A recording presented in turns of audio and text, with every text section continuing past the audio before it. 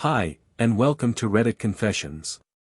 Let me tell you a story that starts after the ending. Or at least, what she thought was the ending. It wasn't a fight.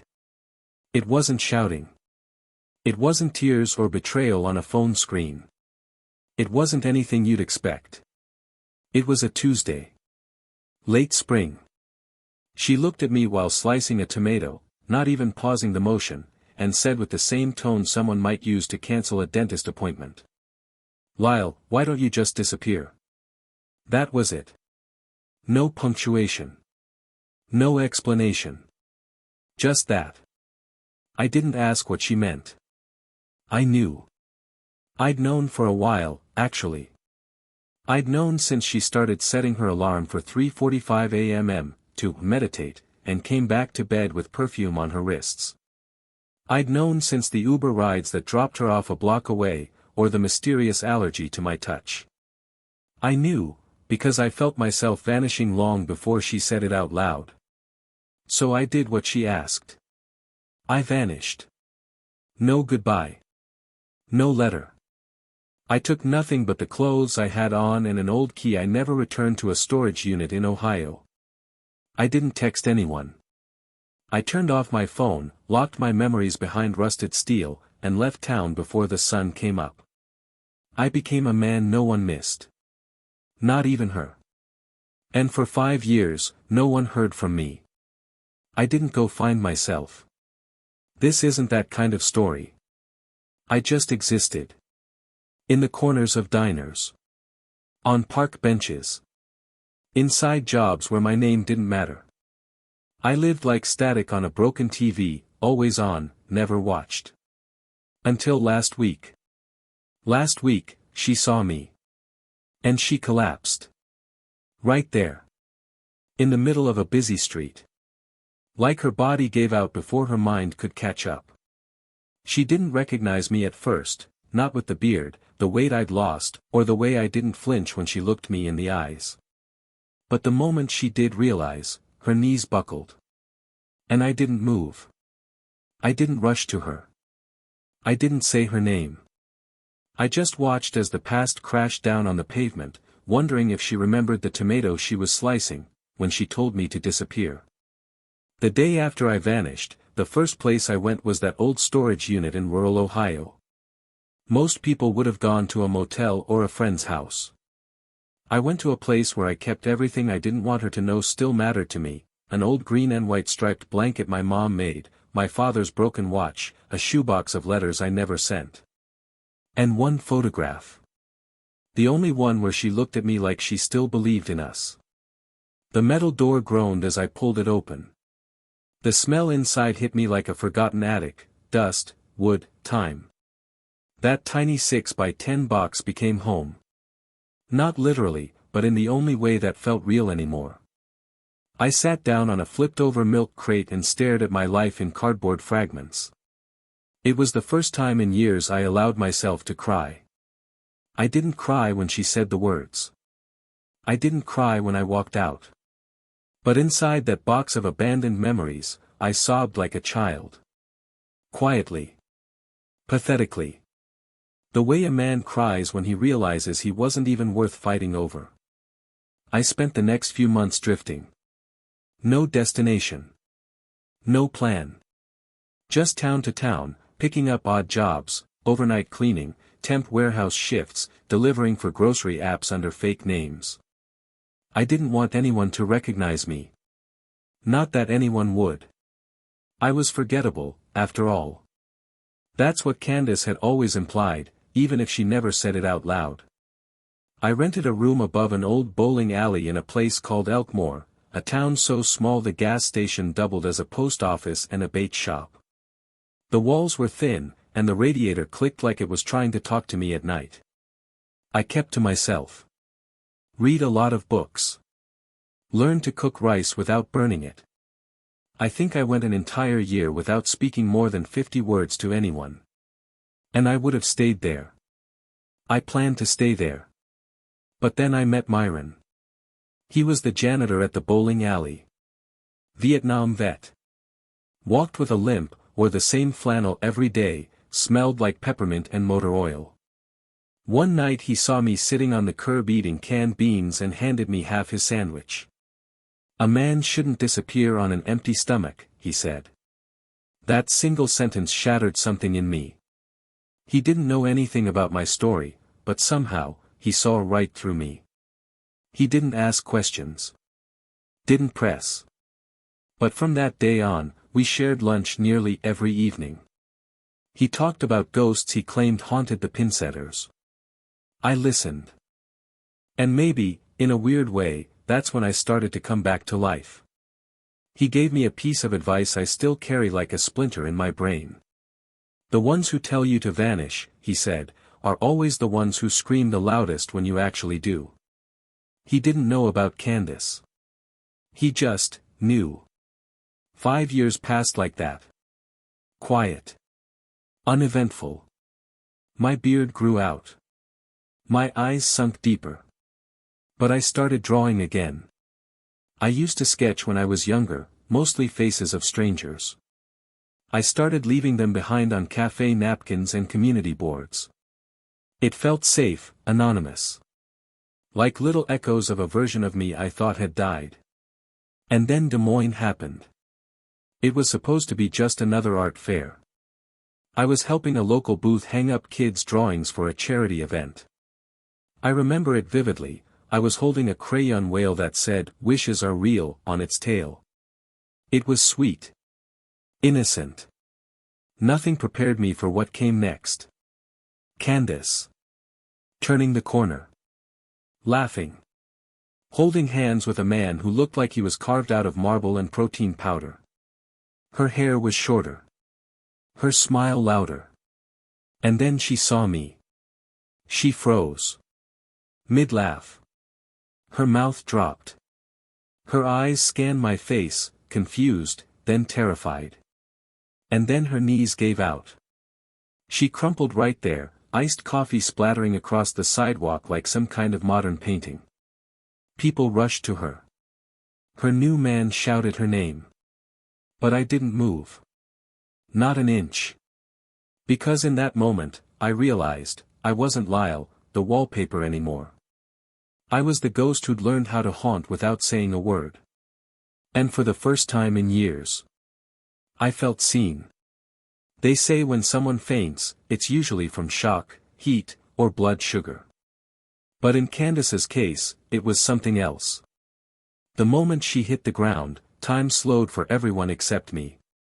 Strangers gasped, her Marbleman boyfriend knelt beside her, waving his hand in front of her face like it would summon her consciousness back. The scene played out like a street drama. People took photos. A woman yelled for someone to call 911. And me? I just stood there. Not out of cruelty. Not because I wanted her hurt.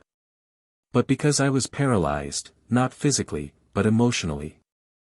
It was like someone ripped open a time capsule I'd buried 5 years ago and dumped the contents on the sidewalk. All the silence, the abandonment, the long nights spent wondering what I did wrong, it was now staring back at me in the form of her pale face and trembling lips. I should have walked away. But I didn't. Instead, I stepped forward slowly, like I was approaching a wild animal. No one noticed at first, why would they? I looked like any other bystander. Just a guy in a threadbare hoodie and worn boots, holding a child's drawing of a whale. But when I crouched next to her, Candace's eyes fluttered open. And she saw me. She didn't blink.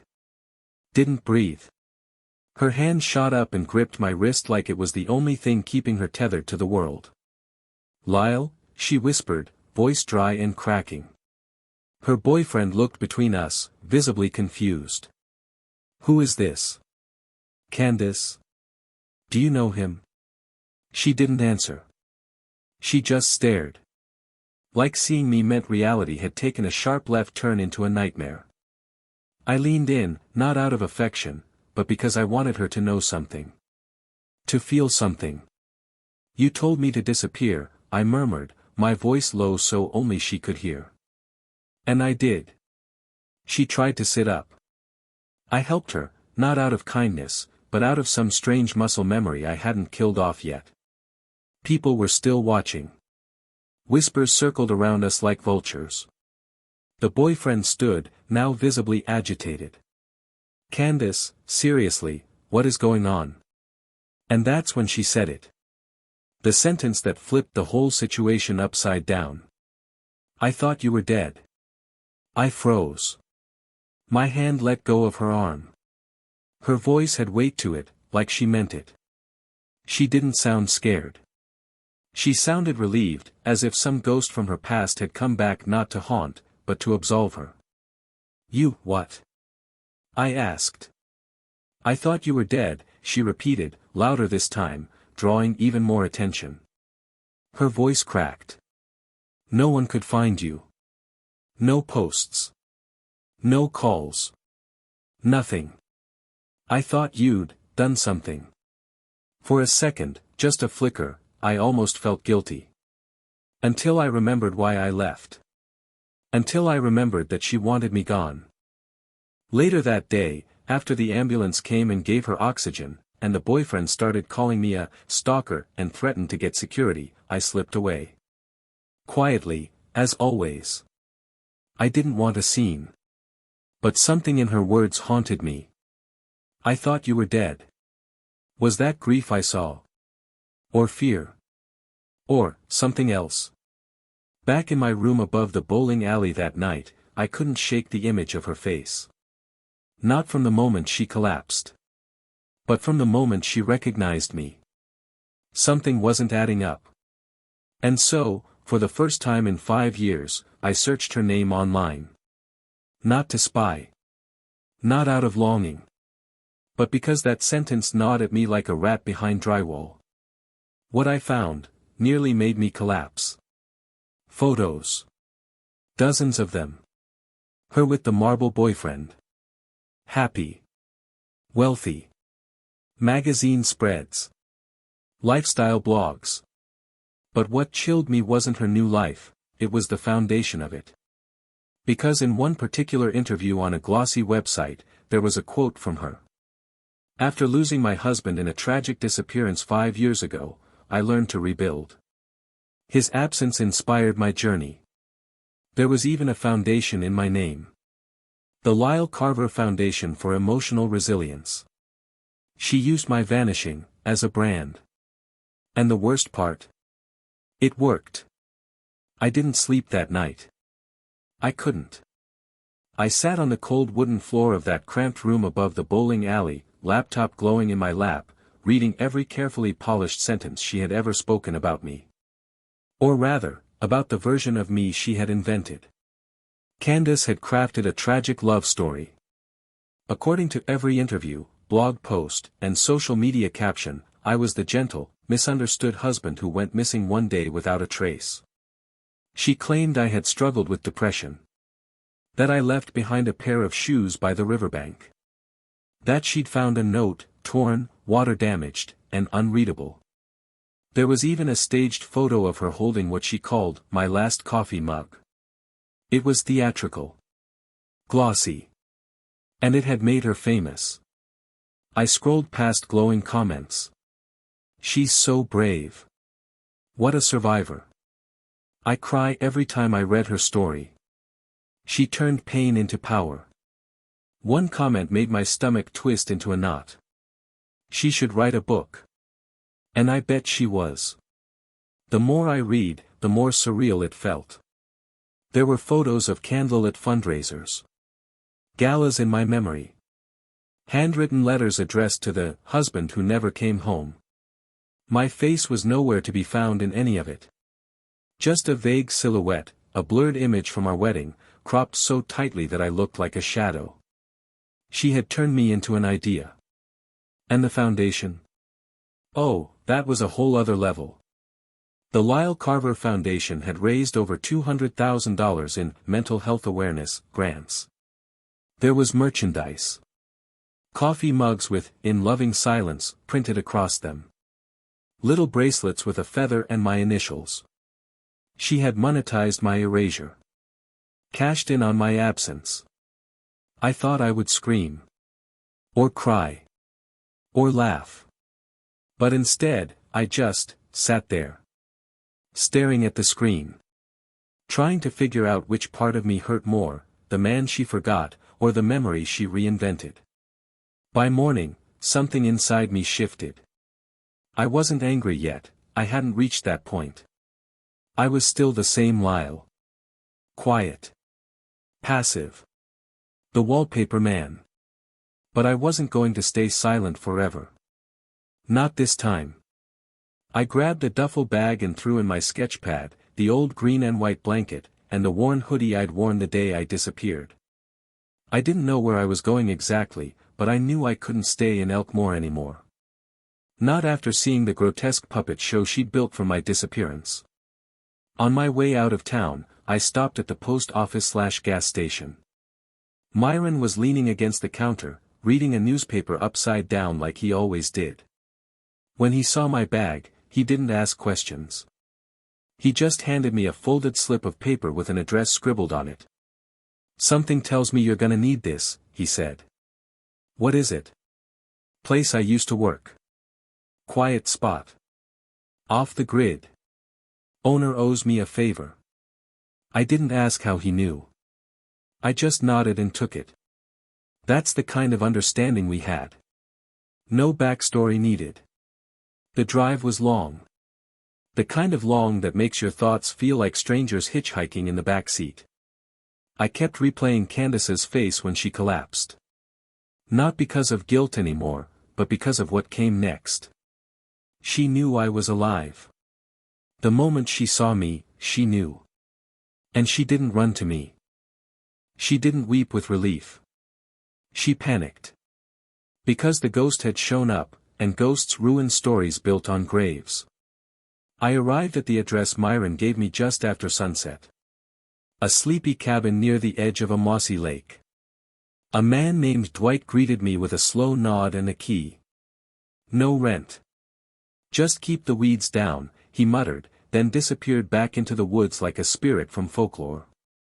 The cabin was dusty, but warm. There was no internet. No noise. Just me, the chirp of frogs, and my thoughts. I sat by the window that night, staring at the moon reflecting off the water, and did something I hadn't done in years. I started writing. Not for the internet. Not for some twisted foundation. Just for me. I wrote down everything. The tomato she sliced when she told me to disappear. The 6 weeks I slept in my car. The sound of her voice calling another man's name. The lies she spun around my silence. All of it. And as I wrote, I realized something. She didn't just erase me. She replaced me. And now that I had returned, her entire house of cards was trembling. Because when you build a legacy on a ghost, the worst thing that can happen is for him to walk back through the front door. The cabin became my war room. I didn't have a grand plan. I didn't even know what I wanted: revenge, redemption, closure. All I knew was that for 5 years, I had swallowed my voice just to keep the peace. And now that I had finally tasted the truth, I couldn't untaste it. I couldn't shove it back down. Candace had crafted a legacy off my vanishing, turned grief into glamour, and used my name to climb a ladder she never would have reached on her own. And now that I had returned, real, breathing, inconvenient, her empire of sympathy was one headline away from collapse. It didn't take long before she found me again. 3 days after I left Elkmore, a gray sedan with tinted windows pulled up to the edge of the lake. I didn't hear her knock. I heard her heels. That same sharp, deliberate click she always made when she wanted to be noticed. The knock came a second later. 3 soft taps. No urgency. No fear. I opened the door and there she was. Candace. Wearing a long beige coat that probably cost more than the cabin itself, her hair pinned back tight, her lips painted a color I'd never seen before. She looked like a woman sculpted by stylists, the kind you see in airport lounges who never take off their sunglasses. But her eyes looked tired. Not from sleepless nights. From maintenance. From holding together too many lies with not enough thread. Lyle, she said, like it was a word she'd practiced in the mirror. I didn't answer. I stepped aside and let her in. She walked slowly, glancing around the cabin with thinly veiled judgment. This place is rustic, she muttered. Quiet, I corrected, shutting the door. She turned to me. You shouldn't have come back. That sentence landed like ice water down my spine. Not, I missed you, not, I'm sorry, not even, why did you leave? Just, you shouldn't have come back. I folded my arms. You told me to disappear. I did. You turned that into a business. Her jaw tightened. I didn't ask you to fake your own death. I didn't. I just left. You vanished, Lyle. For 5 years. Do you know what that did to me? I thought you were doing fine, I said. Candlelight dinners. Fundraisers. Public speeches about resilience. How did you sleep at night, by the way? She looked away, arms crossed now. A mirror of mine. You don't understand. People expected a narrative. They needed something complete. I had to fill in the blanks or it would have ruined everything. I never imagined you'd be alive. I finished. No. Come back, she whispered. The silence after that was long. Dense. I let it stretch. Then I asked, did you ever mean it? What? When you told me to disappear. Was that just a moment of anger or, did you really want me gone? She didn't answer right away. Her face twisted slightly, like the truth tasted bitter. I wanted to breathe, she said. You were stifling. Predictable. I felt like I was living next to a broken light switch. Nothing changed, Lyle. Nothing moved. You were just there. That one hurt. Because she was right. I was predictable. I was quiet. I folded her laundry and bought the same brand of cereal every week. I took comfort in routine because chaos scared me. And she was made of chaos. But you didn't just move on, I said. You rewrote me. You made me a dead husband for likes. You wore my ghost like a perfume. Candace stepped forward. You don't know what it was like. Being left without a goodbye. Wondering if you were buried somewhere under a bridge. I had to cope. Did coping include launching a speaking tour? Her lip quivered slightly. You were supposed to stay gone. But I didn't. She stared at me then. And I saw it. The tiniest fracture in her armor. The woman behind the myth. The one who once cried during a wildlife documentary because a baby fox couldn't find its mother. The one who used to draw hearts on fogged bathroom mirrors. She was still there. But buried under a mountain of curated interviews and PR deals. Lyle, she said carefully, if the truth comes out, everything falls apart. My job, the foundation, the people who believed in me. They didn't believe in you, Candace. They believed in the story you sold them. She reached into her purse and pulled out an envelope. Thick. Cream-colored. No name on the front. What's this? I asked. She set it on the table. Settlement. NDA. Enough money to disappear again, but, better this time. You get everything you need, and I get to keep the life I've built. I stared at the envelope. Then at her. And that's when I realized. This wasn't about survival. It was about control. She didn't want to fix things. She wanted to pay off the past. But what she didn't understand was, this time, I wasn't leaving quietly. The envelope sat between us like a loaded weapon. Candace stood there, poised, practiced, polished, as if she'd done this before. As if this whole moment had already been rehearsed with lawyers and image consultants. She probably had backup plans in place. Probably even drafted press statements just in case I refused. But what rattled me more than the money, was how little emotion she attached to the offer.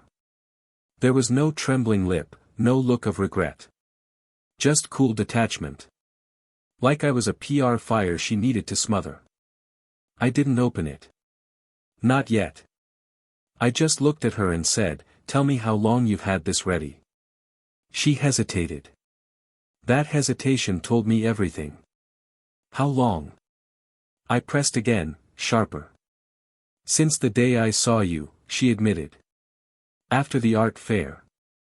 I didn't know what you were going to do. You showing up was destabilizing. I had to prepare for all outcomes. You mean prepare for the truth? She didn't answer. She didn't need to. We both knew the truth was the one thing she couldn't afford, not financially, not emotionally, and definitely not publicly. I thought you'd take it, she added. You never cared about the spotlight. You always hated confrontation. I thought this would be simple. I stepped closer, slowly, deliberately. You thought I'd take the money and disappear again because that's who I was. But you forgot something, Candace. You don't get to kill a man's identity, bury him in fiction, and then bribe the corpse when it comes back to life. I took the envelope and placed it back in her hand. You can keep it. She looked rattled for the first time. Not visibly, not the way most people would notice, but I saw it. The faint twitch at the corner of her mouth. The shift in her breathing. She hadn't expected resistance. Not from me. I'm not trying to hurt you, she said quietly. But if you go public, you destroy both of us. I gave a small laugh. You think I care about that now? She stared at me like she didn't recognize the man standing in front of her anymore. And truthfully, neither did I. She left soon after. Without a word. No dramatic exit. No slammed door. Just that same hollow click of heels disappearing into the dusk. And for the first time in 5 years, I didn't feel the urge to chase after her. I let her go. But something had shifted. A line had been crossed, and we both knew it. And that's when I made the decision to dig deeper.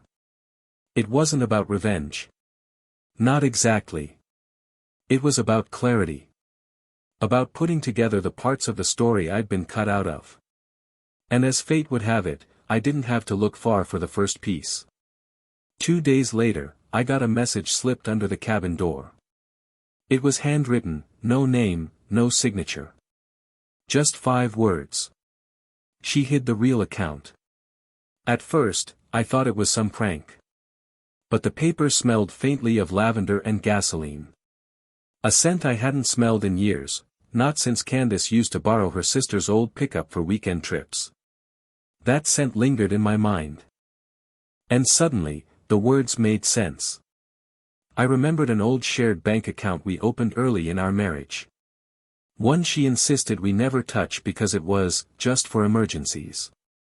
Back then, I thought she was being cautious. Now I realized she was being strategic.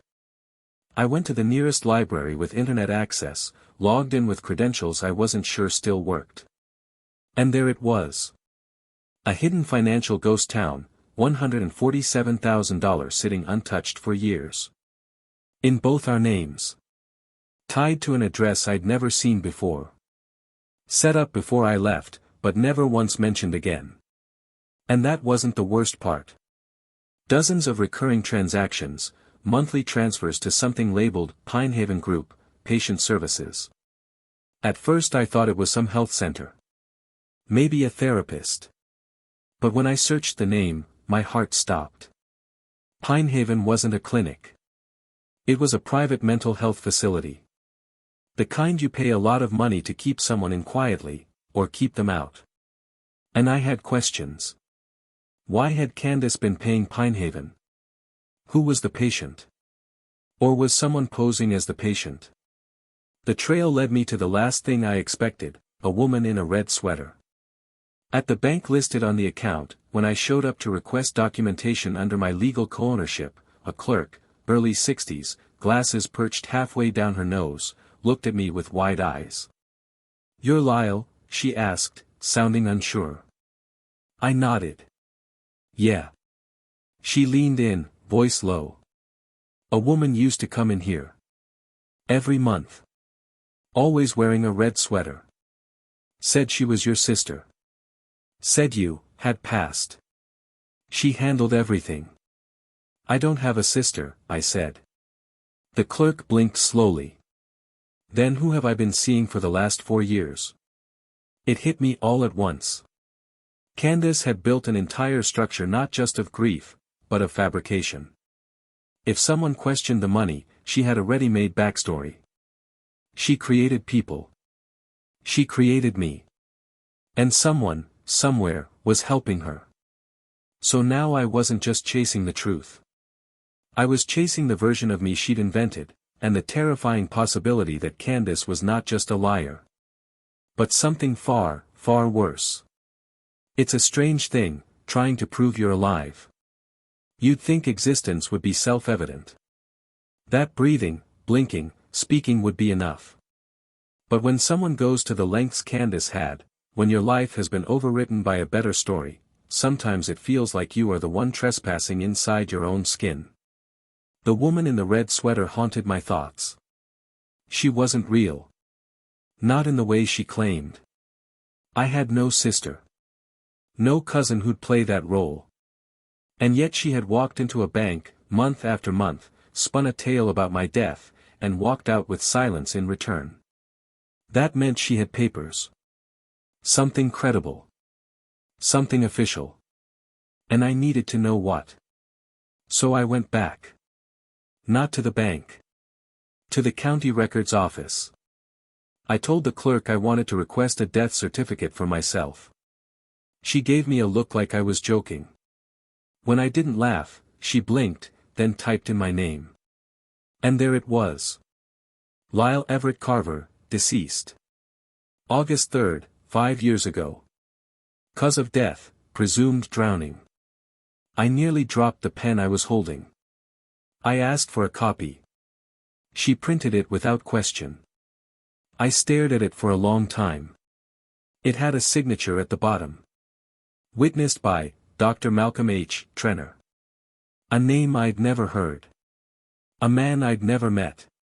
Except according to state records, he had pronounced me dead. Now I was neck deep in something I didn't even have a name for.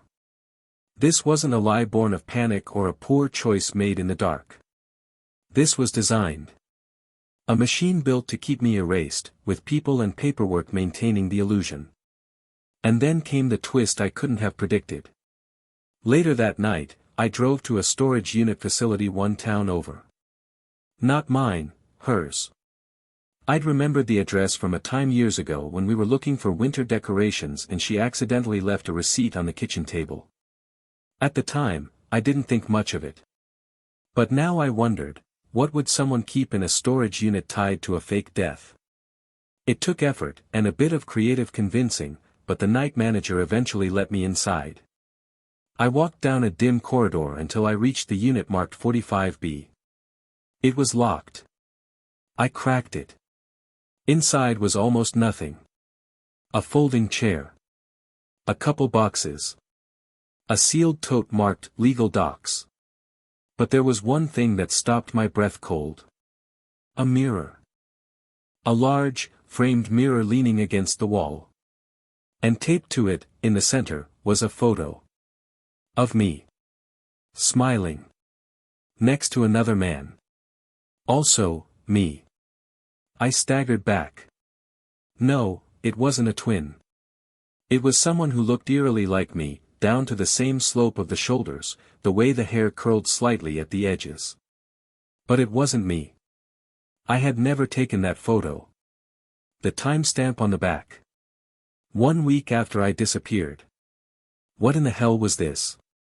I rifled through the legal docs tote, hands shaking, and found copies of hospital ID tags, patient intake forms from Pinehaven, and most disturbing of all, a signed psychological affidavit declaring Lyle Everett Carver mentally unfit for trial, dated just 4 months ago. Which meant someone had been acting as me. Signing things. Posing. There wasn't just a lie. There was a replacement. I left the unit dizzy, nauseous.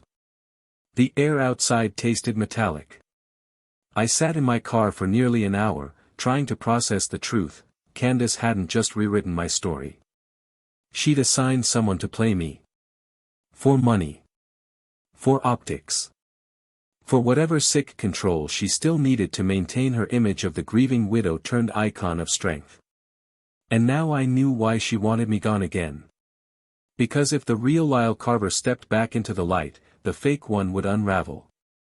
And she couldn't afford that. Neither could the man in the photo. So the question was no longer, how deep does this go?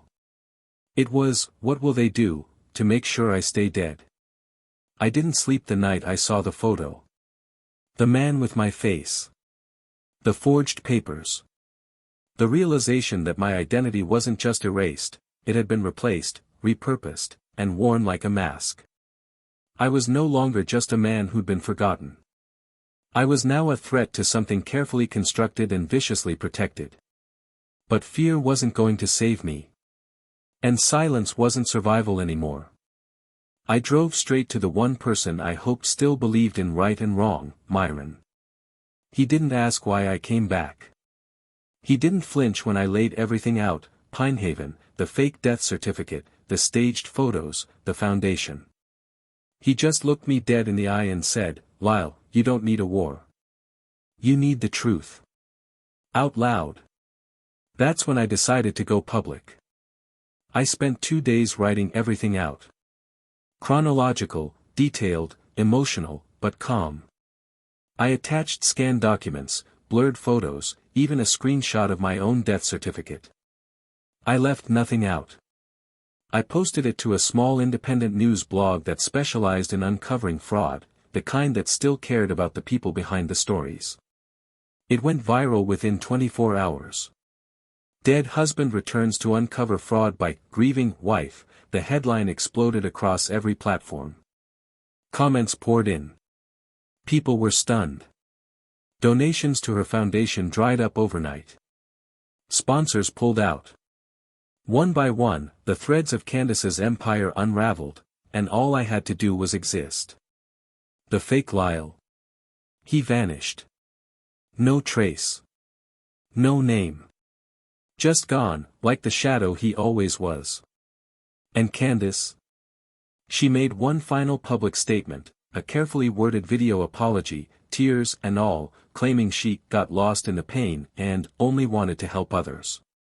But the world wasn't buying it anymore. She tried to reach me one last time.